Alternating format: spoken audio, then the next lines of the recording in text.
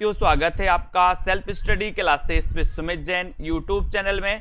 तो साथियों, एक बार वीडियो को लाइक कर दो और मित्रों को शेयर भी कर दो। दोस्तों, आपको क्या करना है, self study classes app download करना है। आपको प्ले स्टोर में जाना है, प्ले स्टोर में जाकर के आप सेल्फ स्टडी क्लासेस ऐप को डाउनलोड कर सकते हो, ठीक है। और दोस्तों चलिए आगे बढ़ते हैं। आज दोस्तों अपन सेल्फ स्टडी क्लासेस ऐप को अगर आपने डाउनलोड कर लिया है तो यहाँ पर बहुत सारे कोर्सेज चल रहे हैं। एक तो फ्री सीरीज चल रही है, ये 2020 फ्री सीरीज चल रही है आपकी दोस्तों, ठीक है। ये free series self study classes में रविवार और गुरुवार को 2 दिन आपके लिए फ्री टेस्ट सीरीज मिलती है। 2020 टेस्ट सीरीज हिंदी साहित्य प्लस व्याकरण की, ठीक है।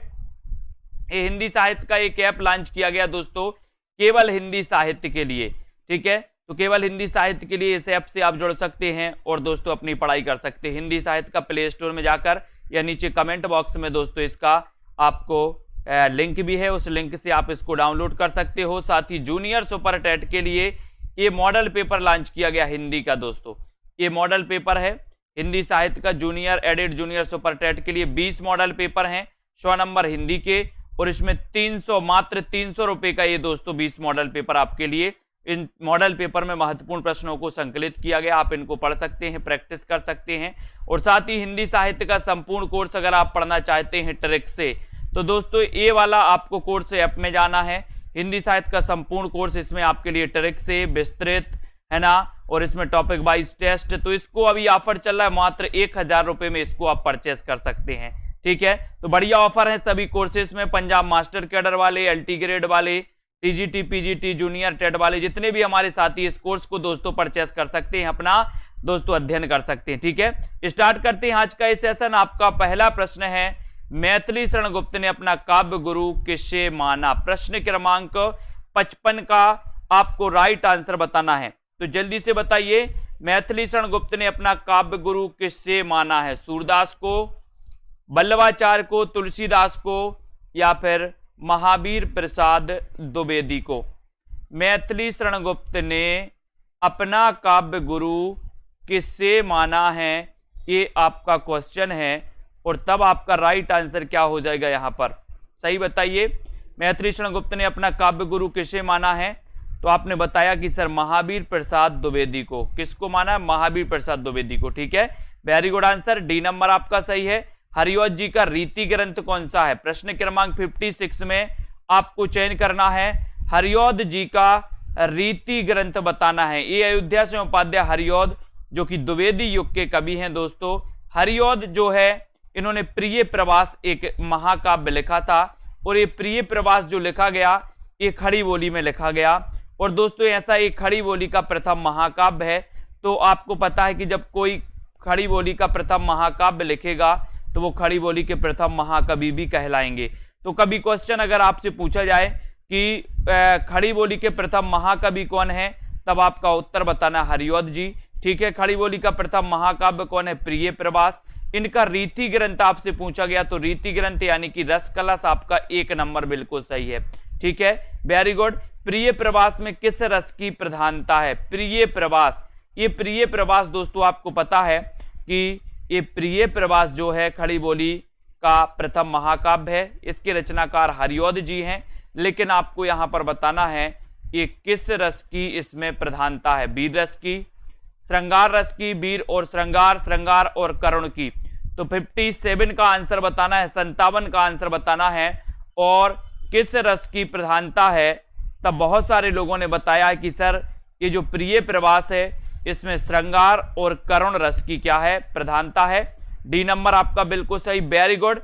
हरिऔध कृत वैदेही वनवास बताना है। वैदेही वनवास का काव्य रूप क्या है, प्रबंध काव्य है, गीति काव्य है, चंपू काव्य है, मुक्तक काव्य है। ये वैदेही वनवास है, क्या है, 58 का आंसर क्या है बताइए।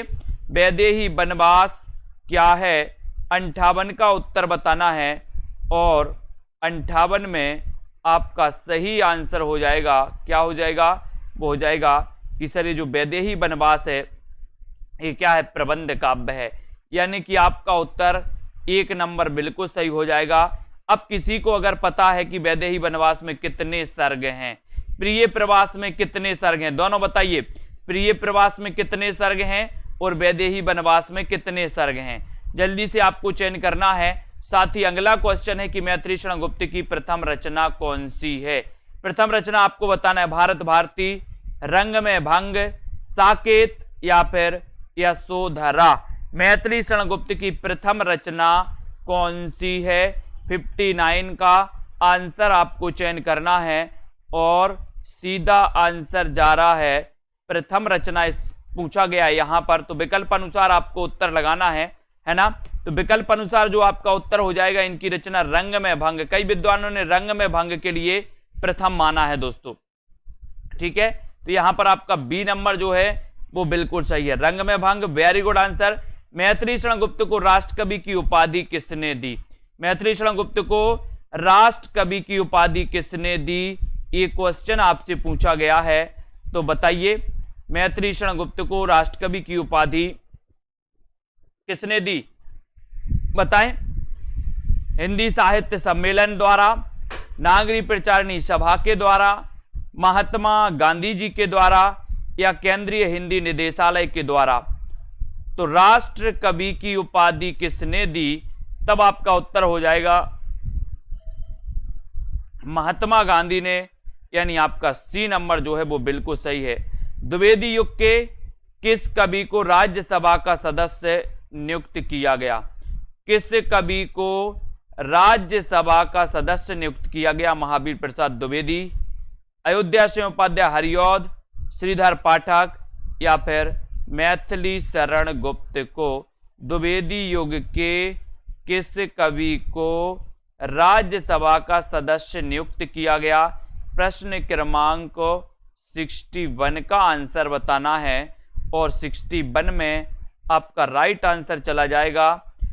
किस कवि को राज्यसभा का सदस्य नियुक्त किया गया? राइट आंसर है मैथिली शरण गुप्त को। जन्म कब हुआ इनका, मैथिली शरण गुप्त का, बताइए।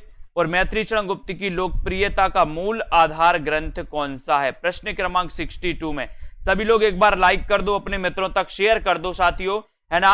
और जिन भी साथियों ने सेल्फ स्टडी क्लासेस ऐप को डाउनलोड नहीं किया है, वो सभी साथी सेल्फ स्टडी क्लासेस ऐप को डाउनलोड कर लें। हिंदी साहित्य ऐप की लिंक नीचे आपको दी है, तो आप लोग कर सकते हैं। जिनको भी जूनियर सुपर टेट का मॉडल पेपर लेना है या क्रैश कोर्स लेना है वो ले सकते हैं। मैथिली शरण गुप्त की लोकप्रियता का मूल आधार क्या है? तो आपका उत्तर हो जाएगा भारत भारती। भारत भारती यानी कि ये 1912 की रचना है और दोस्तों भारत भारती के कारण ही दोस्तों इनकी लोकप्रियता फैली, लोकप्रियता दोस्तों इनकी बढ़ी। तो 1 नंबर आपका सही है और इसी रचना की प्रसिद्धि के कारण इन्हें राष्ट्र कवि की उपाधि दी गई थी। भारत भारती का प्रकाशन वर्ष भी आप लोग बता दो फटाक से, वीडियो को लाइक कर दो एक बार। 63 का आंसर बताना है। भारत भारती का प्रकाशन वर्ष क्या है? भारत भारती का प्रकाशन वर्ष क्या है? 1910, 1912, 14 या फिर 1916? भारत भारती का प्रकाशन वर्ष क्या है? तब आपका यहां पर सीधा आंसर जाएगा 1912 यानी बी नंबर। 1912 ये भारत भारती का प्रकाशन वर्ष है दोस्तों, बी नंबर आपका राइट आंसर है। मैथिली शरण गुप्त की वह रचना जिसने देश में राष्ट्र प्रेम की धूम मचा दी, तो वो रचना कौन सी है जिसने राष्ट्र प्रेम की धूम मचा दी दोस्तों? 64 का आंसर आपको बताना है। मैथिली शरण गुप्त की वो रचना कौन सी है जिसने देश में राष्ट्र प्रेम की धूम मचा दी? 64 का आंसर आपको चयन करना है और 64 में आपका सही आंसर हो जाएगा, क्या हो जाएगा? राष्ट्र प्रेम की धूम किसने मचा दी? भारत भारती ने। भारत भारती ने मचा दी दोस्तों। ये 1912 की रचना अपन को याद करना है। अब यहां पर अपन को सुमेलित करना है। जगत सच्चाई सार के रचनाकार कौन है? बालचर किसकी रचना है? द्वापर किसकी रचना है? पथिक किसकी रचना है? तो जल्दी से बचाओ, पहले जगत सच्चाई सार के बारे में बता दो। जगत सच्चाई सार ये तो आपको पता है, बोले सर ये तो श्रीधर पाठक की रचना है, ठीक है। बालचर किसकी रचना है? बालचर भी आपको बताना है, तो बालचर आपको पता है हरिऔध की रचना है बालचर, ठीक है। द्वापर के रचनाकार कौन है? मैथिली शरण गुप्त हैं। पथिक के रचनाकार कौन है? तो पथिक के रामनरेश त्रिपाठी हैं। तो अपन ने पढ़ा जगत सच्चाई सार श्रीधर पाठक, बालचर हरिऔध, द्वापर मैथिली शरण गुप्त, पथिक के रचनाकार रामनरेश त्रिपाठी हैं। तो ये चीजें आपको याद करनी है। उसके बाद यहां पर आते हैं अगले क्वेश्चन को देखेंगे। प्रकाशन काल की दृष्टि से सही अनुक्रम आपको बताना है। 66 का आंसर, प्रकाशन काल की दृष्टि से सही अनुक्रम बताइए। प्रिय प्रवास, रस कलश, चौके चौपदे, वैदेही बनवास, इनमें से आपको चयन करना है। 66 का आंसर बताना है। सभी लोग बताएंगे प्रकाशन काल की दृष्टि से सही अनुक्रम क्या है, सही अनुक्रम क्या है, और सही अनुक्रम आपको बताना है। तो आप लोग बताएंगे कि सर यहां पर सबसे पहले प्रिय प्रवास, इसका रचना काल बताइए। प्रिय प्रवास का रचना काल क्या है? रस कलश, रस कलश, ठीक है, फिर चोखे चौपदे, और फिर दोस्तों वैदेही बनवास। अब आपको रचना काल भी बताना है। प्रिय प्रवास का रचना काल क्या है, रस कलश का रचना काल क्या है, चौखे चौपदे इसका रचना काल क्या है, और वैदेही बनवास इसका रचना काल क्या। आपका उत्तर ए नंबर बिल्कुल सही है। सबसे पहले प्रिय प्रवास आएगा दोस्तों, ठीक है, ए नंबर सही है। लेकिन बात यहीं तक नहीं रुकी, अब आपको रचना काल भी बताना है। देखते हैं कौन कौन सही बता पाता है, जल्दी से बताओ। प्रिय प्रवास, रस कलश, चौखे चौपदे और वैदेही बनवास, इनका रचना काल आपको चयन करना है। फिर उसके बाद अगला क्वेश्चन बताना है प्रकाशन काल की दृष्टि से सही अनुक्रम कौन सा है। आपको पता है प्रिय प्रवास 1914 का है, बिल्कुल सही है, ठीक है। उसके बाद रस कलश, रस कलश कब का है बताएं, रस कलश भी बताना है आपको, बताइए जल्दी से। रस कलश का रचना काल क्या है?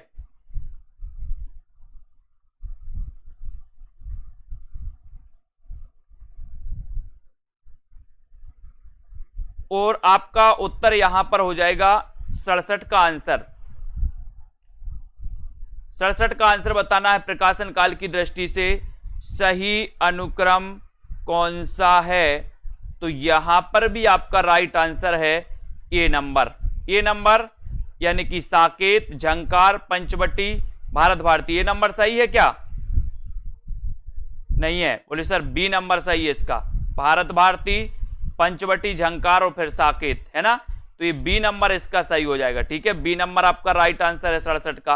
Very good. फिर प्रकाशन काल की दृष्टि से सही अनुक्रम बताना है, यहां पर बताइए कौन सा सही आएगा। विष्णुप्रिया, जय भारत, द्वापर या फिर यशोधरा, इनमें से चयन करना है। पूनम जी बहुत बढ़िया, वेरी गुड। प्रकाशन काल की दृष्टि से सही अनुक्रम बताइए। प्रश्न क्रमांक 68 का आंसर, 68 का आंसर बताना है। और सीधा सीधा आंसर आपका जा रहा है यहां पर कि सर इसमें तो सी नंबर सही हो जाएगा, यशोधरा, है ना, फिर द्वापर, जय भारत और अंत में दोस्तों विष्णुप्रिया, ठीक है। ये सी नंबर आपका बिल्कुल सही हो गया। वेरी गुड, यशोधरा, द्वापर, जय भारत और विष्णुप्रिया, वेरी गुड। साकेत का प्रथम सर्ग आरंभ होता है, साकेत का प्रथम सर्ग आरंभ होता है काय से? राम वंदना से, गणेश वंदना से, साकेत के वैभव से या फिर सरस्वती वंदना से।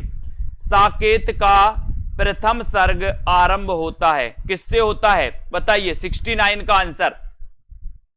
और जिन भी साथियों को जूनियर सुपर टेट हिंदी के मॉडल पेपर लेना है, 20 मॉडल पेपर, प्राइज इसकी 300 रुपए है दोस्तों। 20 मॉडल पेपर, बहुत ही महत्वपूर्ण प्रश्नों का संकलन किया गया है। आप ऐप में जाकर के इनको प्रैक्टिस कर सकते हैं, ठीक है। साकेत का प्रथम सर्ग आरंभ होता है किससे होता है? तो आपका उत्तर हो जाएगा बोले सर सरस्वती वंदना से। D number right answer, very good. Ramcharitmanas के बाद हिंदी में राम काव्य का दूसरा स्तंभ साकेत है। यहां साकेत का अर्थ क्या है? साकेत का अर्थ बताना है दोस्तों। ये साकेत महाकाव्य है किसका? मैथिली शरण गुप्त जी का। लेकिन साकेत का यहां अर्थ क्या है? अयोध्या, स्वर्गलोक, मृत्युलोक या फिर राम कथा काव्य। यानी कि प्रश्न क्रमांक 70 का आंसर बताना है।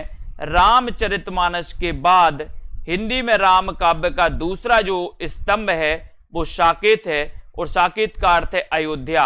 अयोध्या यानी कि ये नंबर आपका बिल्कुल सही है।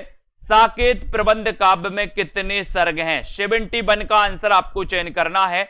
एक बार जल्दी से लाइक कर दो सभी साथी। साकेत प्रबंध काव्य में कितने सर्ग हैं? ये क्वेश्चन आपसे पूछा गया और सीधा आंसर जा रहा है कि सर साकेत जो प्रबंध काव्य है इसमें जो सर्ग हैं वो सर्ग हैं 12 है। कितने सर्ग हैं? 12 सर्ग हैं, 12 है। यानी कि आपका जो बी नंबर है, बी नंबर, वो बी नंबर बिल्कुल सही हो जाएगा। 12 है आपका राइट आंसर है। साकेत महाकाव्य के सृजन और प्रेरणा का स्रोत क्या है? सृजन का प्रेरणा स्रोत क्या है दोस्तों? सृजन का प्रेरणा स्रोत क्या है? साकेत महाकाव्य, इसके सृजन का प्रेरणा स्रोत क्या है, ये आपको बताना है। बहुत ही बढ़िया प्रश्न आपसे पूछा गया। ये दोस्तों 1931 का महाकाव्य है मैथिली शरण गुप्त जी का। इसके सृजन का प्रेरणा स्रोत क्या है? और आपका सीधा आंसर जाएगा रविंद्रनाथ टैगोर कृत काव्येर उपेक्षिता। रविंद्रनाथ टैगोर कृत काव्येर उपेक्षिता साकेत महाकाव्य के सृजन का दोस्तों प्रेरणा स्रोत माना जाता है। सी नंबर आपका सही है। साकेत महाकाव्य का सर्वाधिक मार्मिक सर्ग कौन सा है? बहुत ही बढ़िया क्वेश्चन। 73 का आंसर है। साकेत महाकाव्य का सर्वाधिक मार्मिक सर्ग कौन सा है? कौन सा है बताइए? पंचम, सप्तम, नवम या फिर अष्टम? बताएं। प्रश्न क्रमांक 73 का आंसर चयन करना है, लाइक करना है। साकेत जो कि 1931 का महाकाव्य है, मैथिली शरण गुप्त जी का है। इसका सबसे मार्मिक जो सर्ग है वो सर्ग है नवम, यानी कि आपका डी नंबर, नवम सर्ग आपका राइट आंसर हो जाएगा।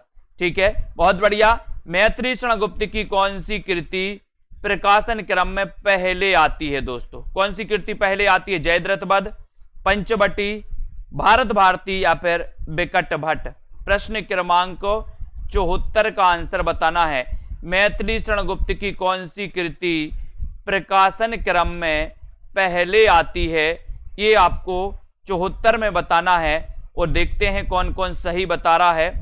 प्रकाशन क्रम में पहले कौन सी आती है बताइए?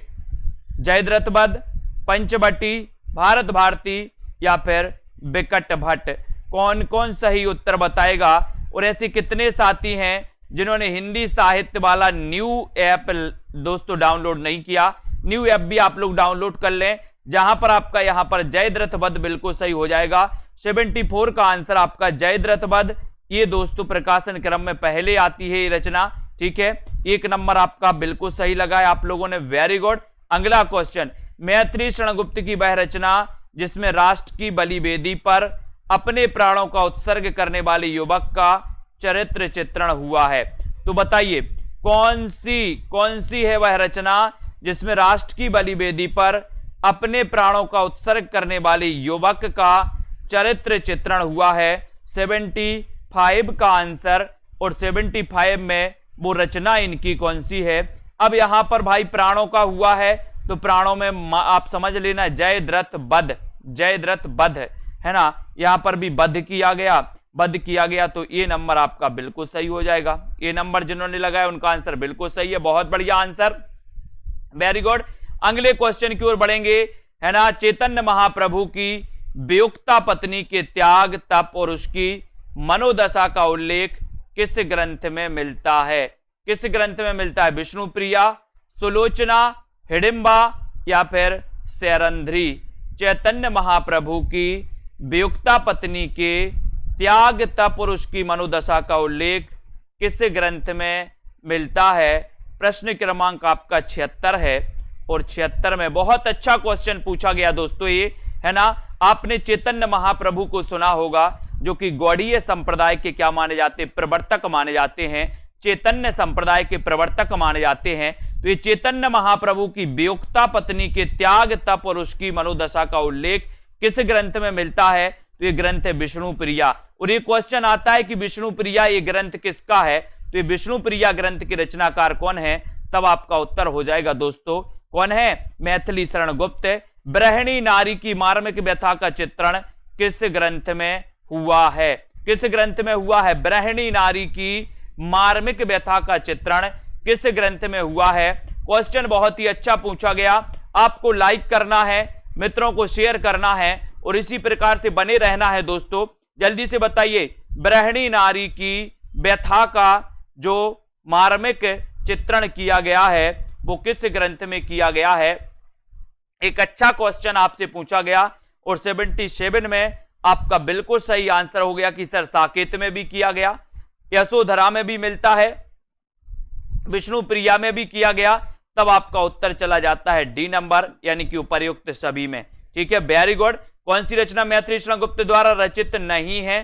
कौन सी नहीं है? मैथिली शरण गुप्त की कौन सी रचना नहीं है, वो रचना आपको बताना है।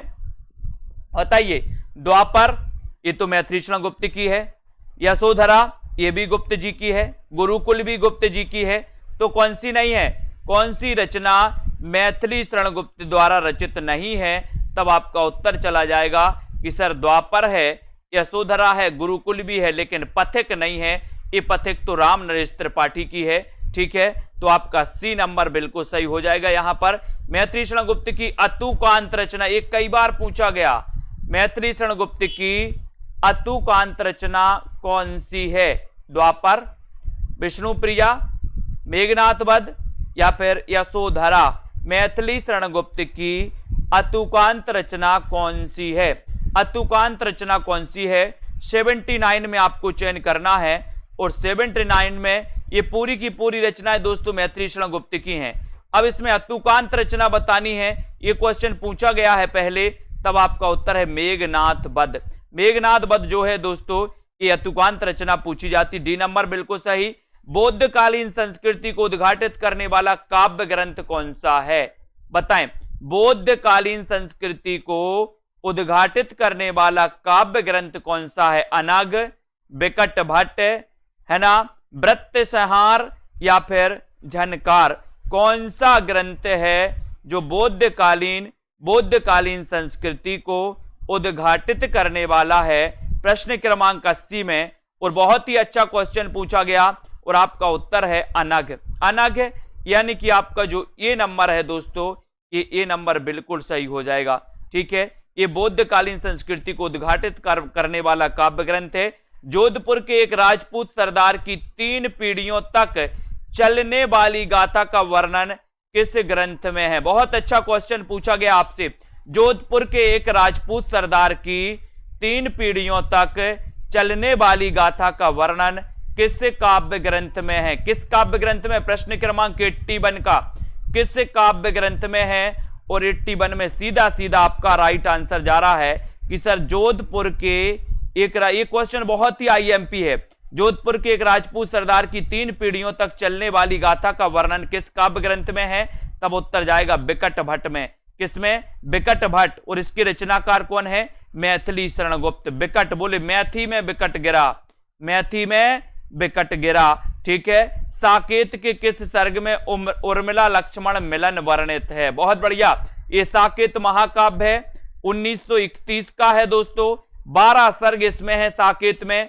अब इसका 9वां सर्ग सबसे मार्मिक है, लेकिन उर्मिला और लक्ष्मण के मिलन का वर्णन किस सर्ग में है? कुल मिला के 12 सर्ग हैं साकेत में। अब आपको बताना है कि उर्मिला लक्ष्मण का मिलन किस में वर्णित है? 82 का आंसर। बहुत अच्छा क्वेश्चन, ये क्वेश्चन भी पूछा जाता है, और 82 में आपका सीधा आंसर जा रहा है कि सर उर्मिला और लक्ष्मण के मिलन वर्णित है किस सर्ग में? 12 में, यानी डी नंबर 12 आपका सही है। मैथिली शरण गुप्त की किस काव्य कृति को हिंदू संस्कृति का स्वच्छ दर्पण कहा गया है? 83 का आंसर आपको चयन करना है। जय भारत, साकेत, यशोधरा या फिर विष्णु प्रिया?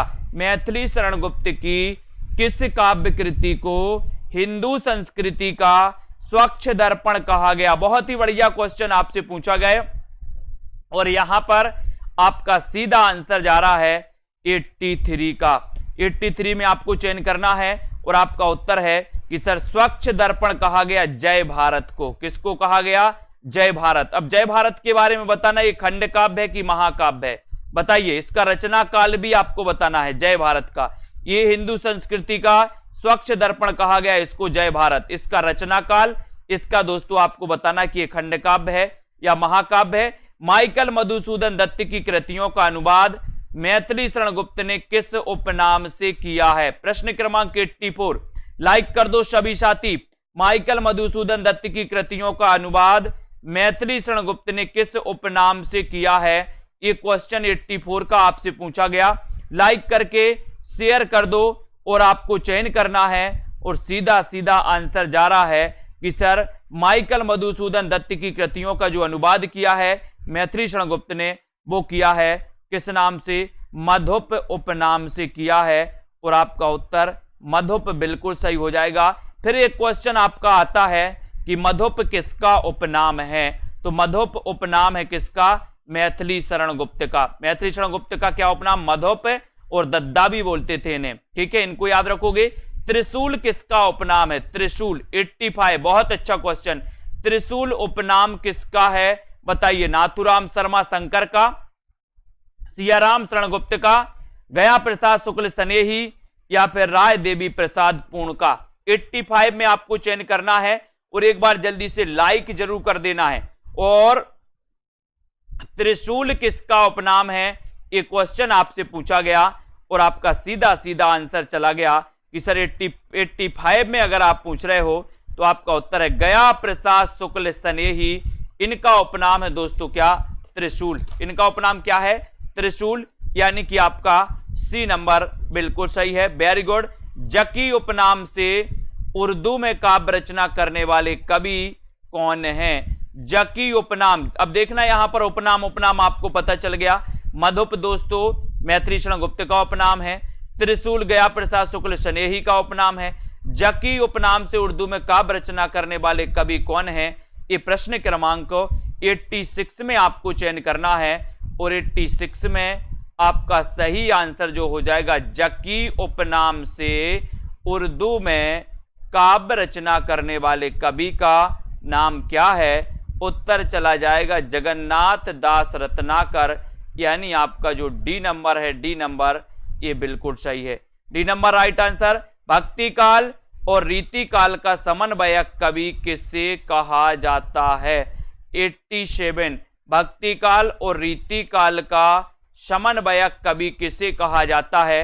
87 में आपको चयन करना है और लाइक जरूर करना है दोस्तों, ठीक है, शेयर करना है अपने मित्रों तक। भक्ति काल और रीति काल का समन्वयक कवि आपको बताना है। और सीधा आंसर आपका जा रहा है कि सर समन्वयक कवि पूछ रहे हो तो वो कवि हैं जगन्नाथ दास रत्नाकर, यानी कि आपका ए नंबर बिल्कुल सही है, Jagannath Das Ratnakar. Very good answer. अगले क्वेश्चन की ओर हम आएंगे। यहां पर कविता कामिनी कांत, भारतेंदु प्रज्ञेंदु, साहित्य सुधाकर उपाधियों से सम्मानित कवि कौन है? बताइए। अब एक क्वेश्चन आता है डायरेक्ट, भारतेंदु प्रज्ञेंदु ये किसकी उपाधि या किसे उपाधि से सम्मानित किया गया? भारतेंदु प्रज्ञेंदु उपाधि से किसे सम्मानित किया गया? एक ऑप्शन आपका भारतेंदु भी दिया था। अब आप आओ देखोगे ना ताओ और मार दोगे भारतेंदु में, लेकिन ऐसा नहीं करना। कविता कामिनी कांत, भारतेंदु प्रज्ञेंदु, साहित्य सुधाकर उपाधियों से सम्मानित कवि कौन है? प्रश्न क्रमांक 88 में। और 88 का आपका राइट आंसर हो जाएगा कि सर कविता कामिनी कांत, भारतेंदु प्रज्ञेंदु ये नाथूराम शर्मा शंकर की उपाधि है। बी नंबर आपका सही है। अनुराग रत्न के रचनाकार कौन है? अनुराग रत्न के रचनाकार कौन है? महावीर प्रसाद द्विवेदी, गया प्रसाद शुक्ल स्नेही, नाथूराम शर्मा शंकर, या फिर बाल मुकुंद गुप्त। अनुराग रत्न के रचनाकार कौन है? 89 का आंसर आपको चयन करना है। और 89 में अनुराग रत्न के रचनाकार बताना है। और उत्तर है आपका सी नंबर, सी नंबर, यानी कि आपका दोस्तों नाथूराम शर्मा शंकर, सी आपका राइट आंसर हो जाएगा।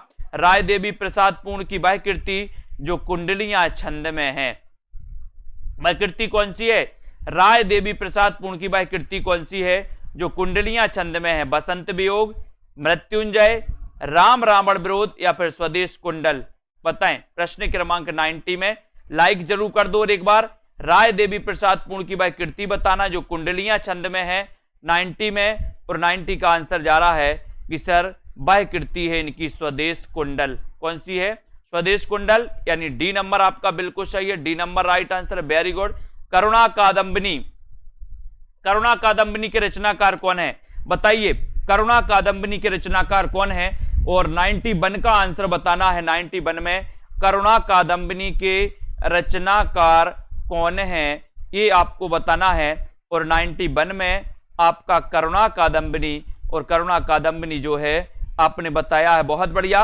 राइट आंसर गया प्रसाद शुक्ल शनेही, ये नंबर आपका बिल्कुल सही हो जाएगा।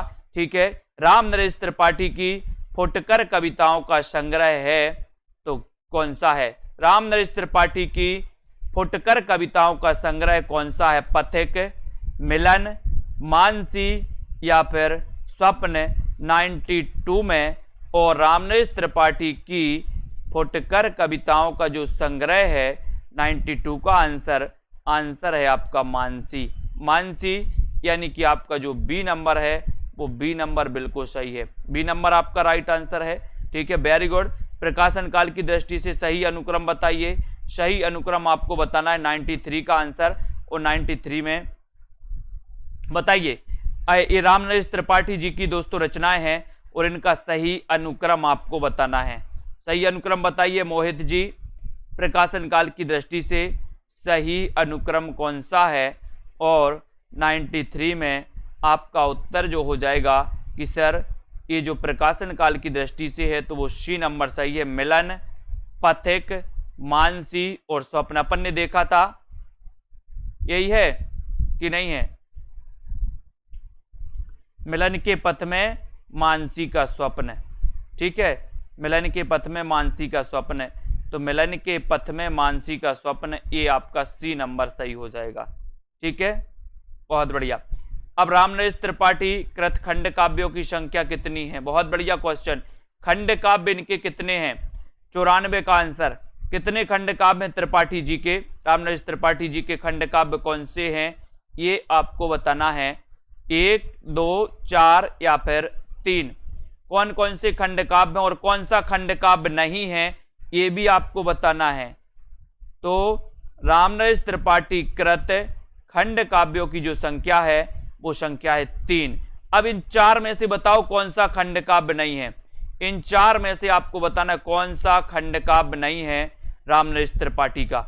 बताइए फटाक से। एक क्वेश्चन और आपका बनता है, रामचरित चिंतामणि ये किसकी रचना है?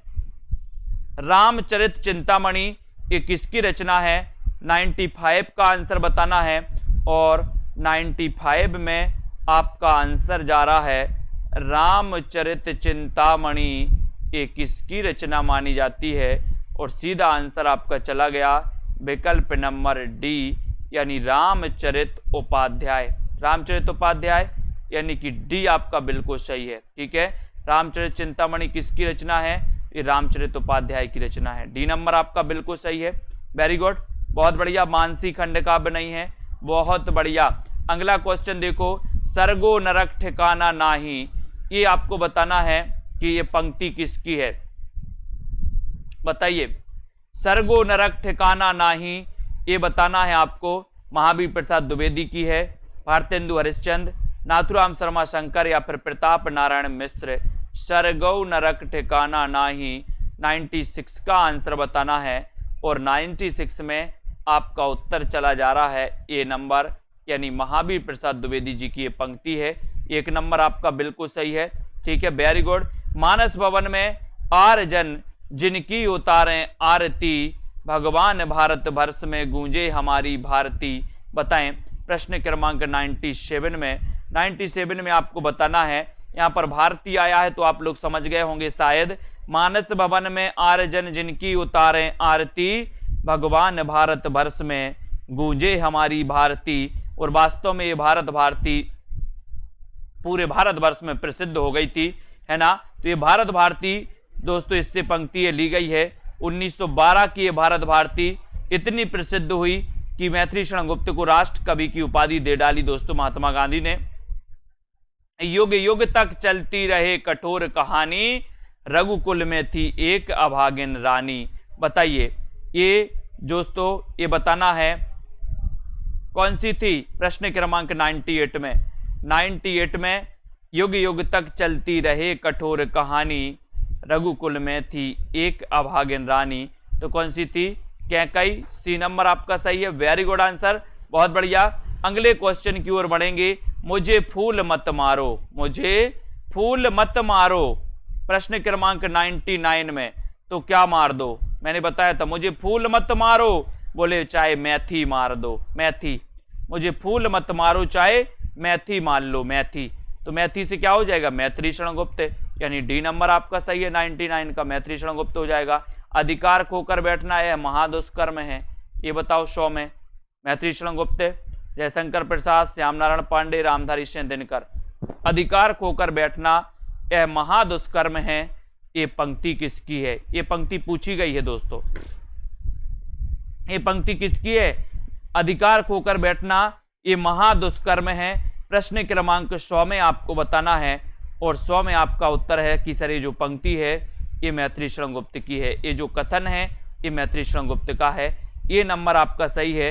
दिवस का अवसान समीप था, गगन था कुछ लोहित हो चला, ये बहुत ही इंपॉर्टेंट है 101 में।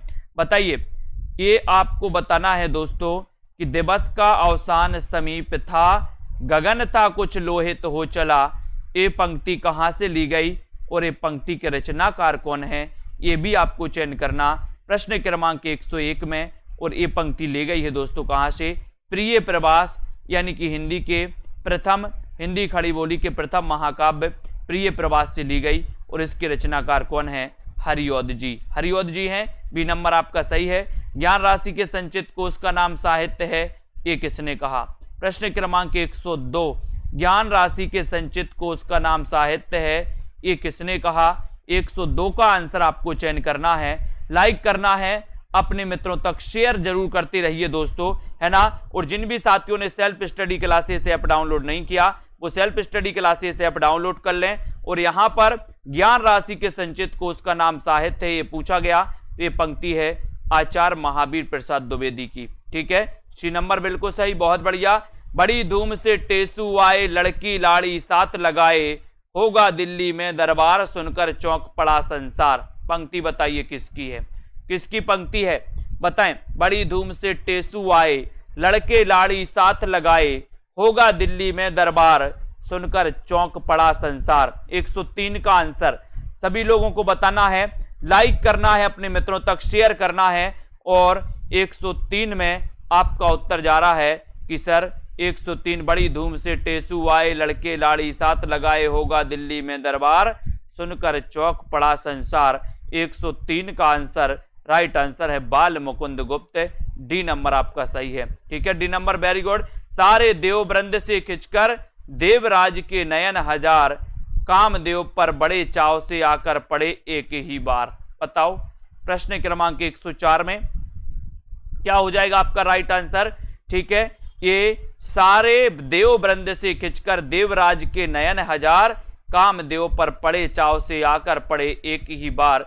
104 का उत्तर बताना है और 104 में आपका सीधा आंसर जा रहा है कि सर ये जो पंक्ति है ये महावीर प्रसाद द्विवेदी जी की पंक्ति है, ठीक है। अगला क्वेश्चन, ये पंक्ति का उत्तर आपको कमेंट में लिखना है। लिखो ना करो लेखनी बंद, श्रीधर सम सब कवि स्वच्छंद। ये पंक्ति आपको कमेंट में लिखना है दोस्तों। इसी प्रकार से आप लोग अध्ययन करते रहें, वीडियो को लाइक करते रहें, शेयर करते रहें और दोस्तों लगे रहें। ये 2020 बिल्कुल फ्री टेस्ट सीरीज चलती है सेल्फ स्टडी क्लासेस ऐप पर, है ना।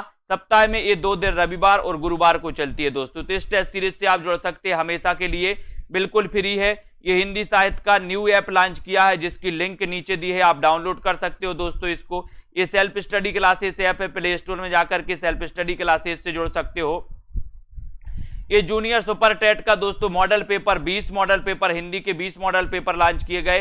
100 नंबर हिंदी के लिए इंपॉर्टेंट यानी कि परीक्षा के टाइम पर आपको क्या पढ़ना है, कौन से इंपॉर्टेंट क्वेश्चन पढ़ना चाहिए, ऐसे मॉडल पेपर बनाए गए हैं।